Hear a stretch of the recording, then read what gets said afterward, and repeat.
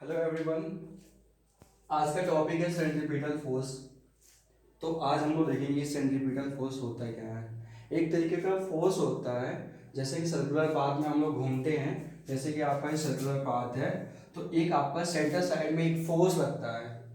क्या लगता है? एक फोर्स लगता है, जो कि इस कोई भी बॉडी को मूव करने की बॉडी को यहाँ पे मेंटेन करता है। ठीक है। तो ये एक ऐसा फोर्स लगता है आपका, जो कि टुवर्ड्स द सेंटर होता है, उसी को हम लोग बोलते हैं यहाँ पे सेंट्रीपिटल फोर्स।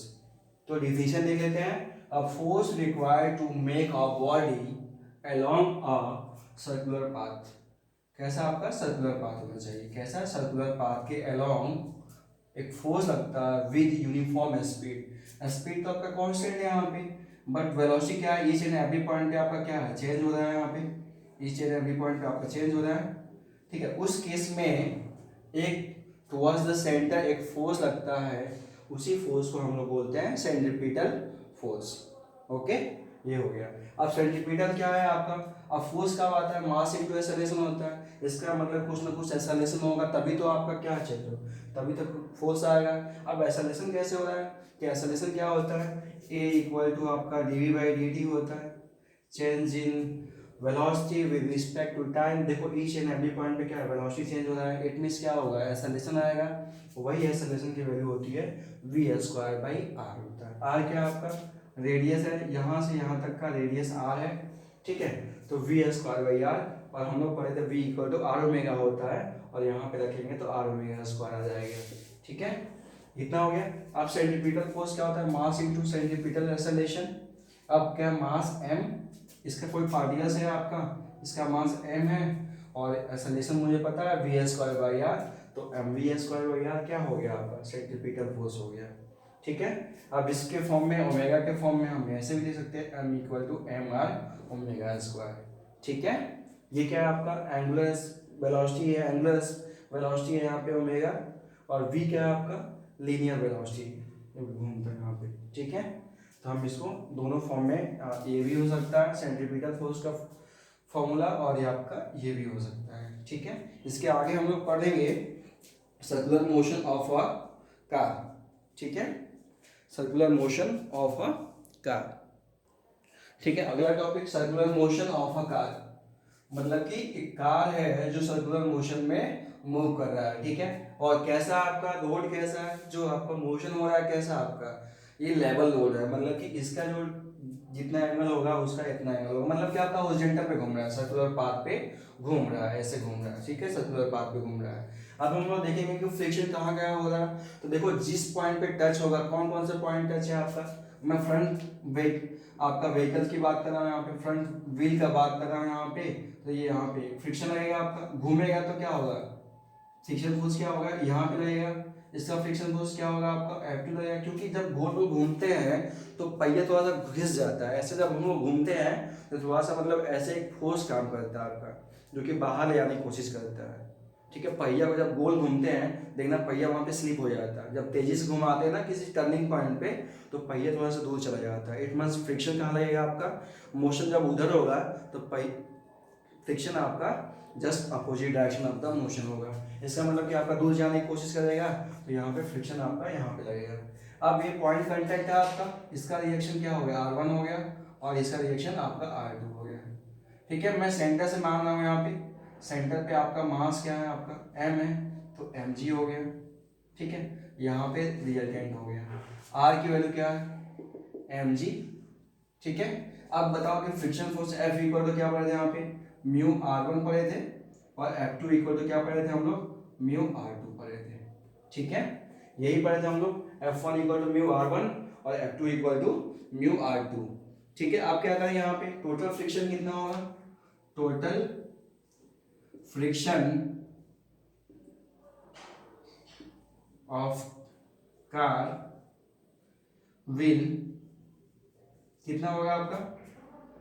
ये हो गया आपका F1 प्लस F2 हो जाएगा। ठीक है। Total friction F1 plus F2 same direction में है, तो ये इसकी वैल्यू लिख सकता हूँ mu R1 plus mu R2। अब म्यू आपका अलग अलग क्यों नहीं है, क्योंकि जो आपका जो सरफेस है आपका सेम सरफेस है, जो फ्रिक्शन यहाँ पे लग रहा है वही फ्रिक्शन यहाँ पे लग रहा है, और जो सरफेस है आपका, जो सरफेस यहाँ पे है वही सरफेस वहाँ पे है, तो म्यू की वैल्यू कांस्टेंट होगी। ठीक है, तो इसको यहाँ पे तो म्यू R1 प्लस R2 मैं बोल सकता हूँ।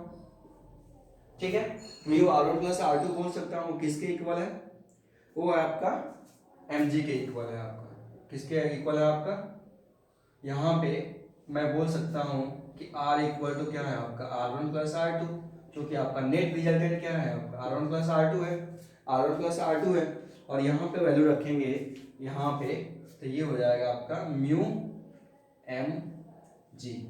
ठीक है, क्योंकि क्या हो जाएगा म्यू R हो जाएगा और यहाँ पे म्यू mg। ठीक है, तो हमारा जो फ्रिक्शन फोर्स होगा F total of the car wheel mu mg हो गया। ठीक है, म्यू mg हो गया। ठीक है, अब क्या करें, यहाँ पे म्यू mg तो हो गया, बट मुझे क्या दिखाना है, यहाँ पे सेंट्रीपिटल फोर्स भी काम करता है टुवर्ड्स द सेंटर, और फ्रिक्शन फोर्स क्या है, जस्ट अपोज करता है। तो फ्रिक्शन फोर्स आपका वो ज्यादा होगा, तभी तो हम उसको बना के रखेंगे, नहीं तो दूर चला जाएगा वो। अगर देखो जहाँ पे घूमते हैं तो इसका मतलब फ्रिक्शन फोर्स ज्यादा होगा तभी तो मेंटेन करेगा, अदरवाइज तो दूर नहीं चला जाएगा। फ्रिक्शन फोर्स से ज्यादा हो जाएगा एक्सटर्नल फोर्स, तो उसको दूर लेके चला जाएगा।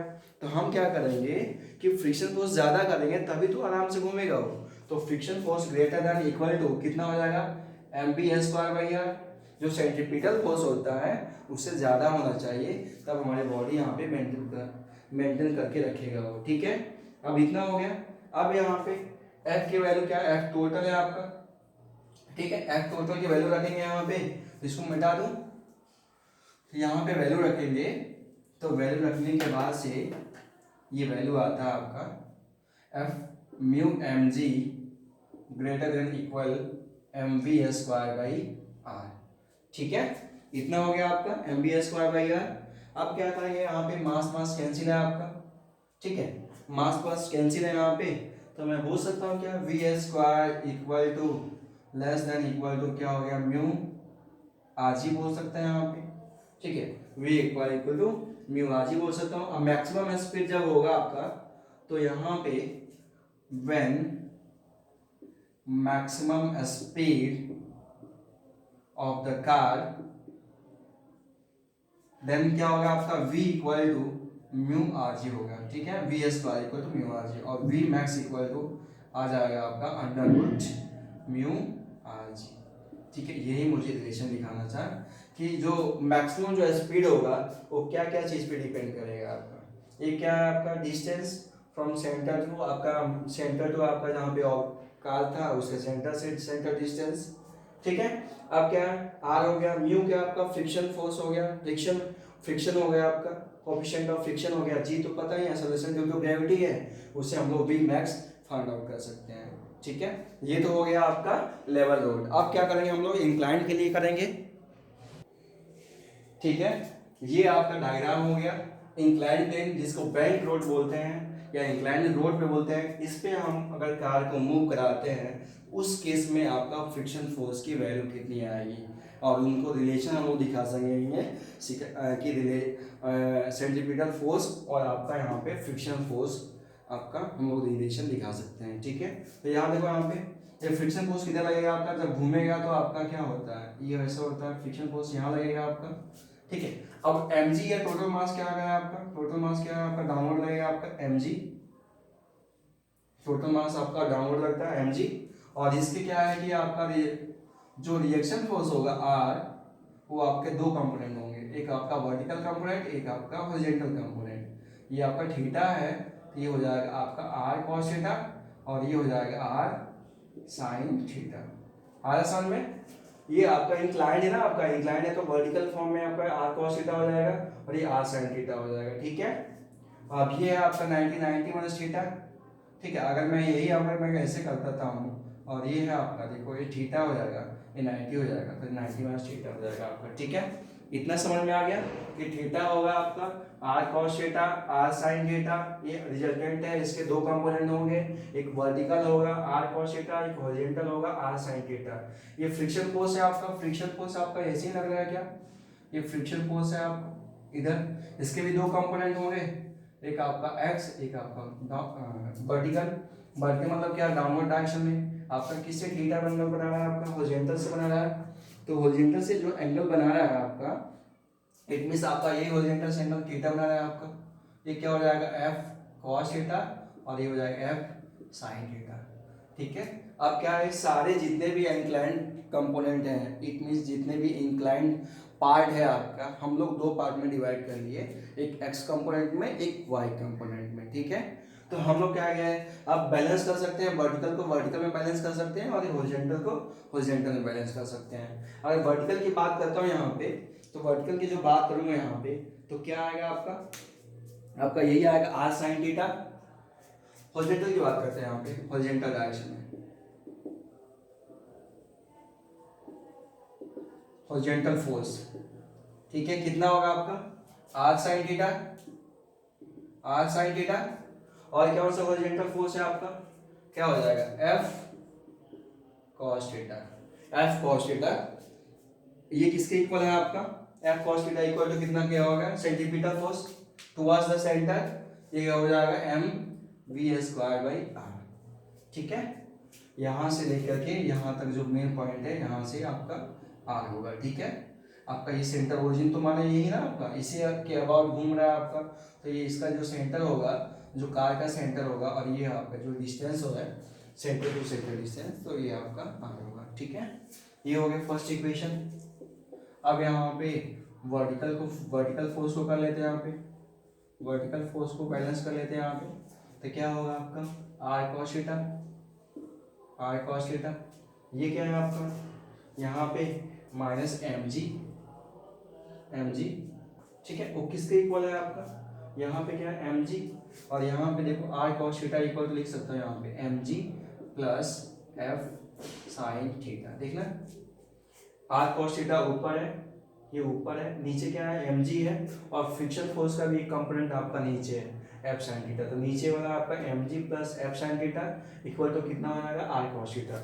अब इसको मैं कर सकता हूँ R cos theta minus F sine theta equal to M G, ये हो गया second equation, R cos theta minus F sine theta equal to M G हो गया। अब क्या करेंगे यहाँ पे, अब दोनों को यहाँ पे डिवाइड करेंगे, ये मिटा दो क्या, या इधर ही मिटा देता हूँ मैं यहाँ पे, बिना डायरेक्शन के बिना डायग्राम के हम कैसे सॉल्व कर पाएंगे।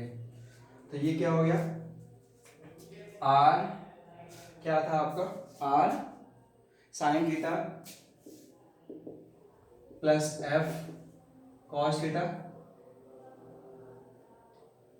Cos theta equal to M V square by R, दूसरा क्या था आपका R cos theta minus F sine theta equal to M जी।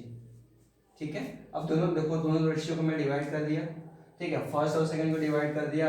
अगर मैं दोनों को यहाँ पे आर साइन थीटा से मैं डिवाइड कर दूँ, डिवाइडेड ऊपर नीचे मैं डिवाइड कर दूँ, तो क्या हो जाएगा आपका आर साइन थीटा से मैं डिवाइड कर देता हूँ यहाँ पे, तो क्या आएगा आपको बताना है यहाँ पे, ये आएगा 1 प्लस एफ बाई आर। ठीक है, ये कितना हो जाएगा आपका cos theta upon sine theta, ये होगा आपका एफ बाई आर, सॉरी यहाँ पे आपका आर कॉस थीटा से मैं यहाँ पे आर कॉस थीटा से मैं डिवाइड कर रहा हूँ, यहाँ पे कॉस थीटा से मैं डिवाइड कर रहा हूँ इसको, तो ये कितना हो जाएगा आपका टेन थीटा, ये हो गया आपका एफ बाई आर, और नीचे क्या हो जाएगा कॉस थीटा से डिवाइड करूँगा यहाँ पे 1 माइनस यहाँ पे F by R tan theta, यही होगा क्या, और ये एम एम कैंसिल हो गया, V square by R G बचेगा, यही बचेगा क्या कि tan theta plus F by R 1 minus F by R tan theta equal to V square by R. ठीक है, अब देखो यहाँ पे टेन थीटा और यहाँ पे एफ बाई आर, यहाँ पे आपने पढ़ा था F equal to mu into R, यही पढ़ा था क्या, तो एफ बाई आर को मैं क्या लिख सकता हूँ यहाँ पे म्यू लिख सकता हूँ क्या, यही यहाँ पे वैल्यू पुट करेंगे यहाँ पे tan theta plus mu 1 - mu tan theta equal to v² / r। ठीक है, ये अपना इक्वेशन आ गया।